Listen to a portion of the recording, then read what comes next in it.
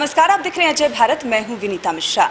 विधानसभा चुनाव की तारीखों का ऐलान हो गया है, लेकिन अभी भी महागठबंधन में सब कुछ साफ होता हुआ नजर नहीं आ रहा है।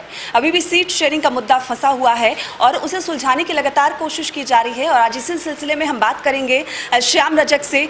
श्याम जी, बहुत बहुत स्वागत है आपका। धन्यवाद। अभी भी सीट शेयरिंग का मुद्दा फंसता हुआ नजर आ रहा है। क्या लगता है, राहुल गांधी और तेजस्वी यादव की बातचीत भी जारी है, कब तक मामला साफ होगा? कहीं मामला फंसा हुआ नहीं है। महागठबंधन जिस तरह मजबूती के साथ बना है उस मजबूती के साथ है और सब लोग एक साथ जुटे हुए हैं। सीट का मामला होता है, हर लोग अपनी अपनी पार्टी का बात करते हैं, लेकिन महागठबंधन तेजस्वी जी के नेतृत्व में मजबूती के साथ चुनाव लड़ेगा। जिस तरह से जो बातें सामने आ रही है कि तेजस्वी यादव 58 सीट कांग्रेस को देने की बात कह रहे हैं, लेकिन वो 70 सीटों पे अड़े हुए हैं। कहाँ से बात आ गई? ये एनडीए से नहीं पूछते हैं, जहाँ सिर फटवल हो रहा है, जहाँ कहा जा रहा था कि सब कुछ कुलू कुलू है, वहीं सबसे ज़्यादा सर फटवल हो रहा है। उससे पूछिए ना, हमारे यहाँ सब कुछ ठीक है।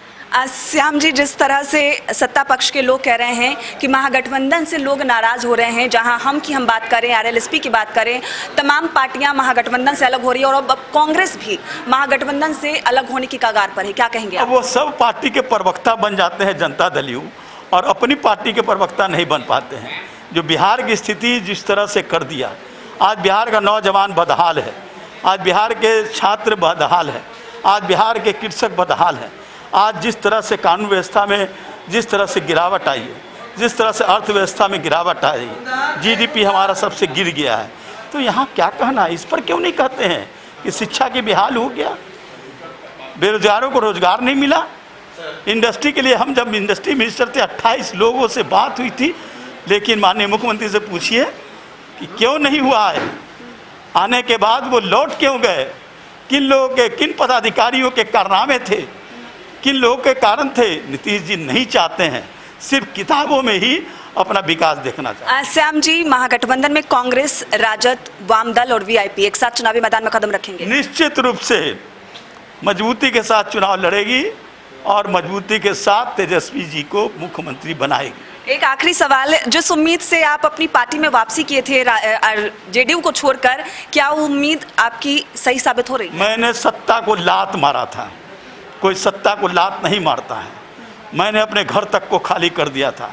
जिस घर को नीतीश कुमार जी माया मोह में फंसे रहे, उसको भी मैंने लात मारा। अपने मंत्री पद से जब इस्तीफा दिया, मैं छोड़ा नहीं, लात मारा। और जिस घर में आया हूँ वो हमारा घर है और हमारा घर रहा है। हम बीच में भटक गए, लेकिन ये घर मेरा है, मेरा रहेगा।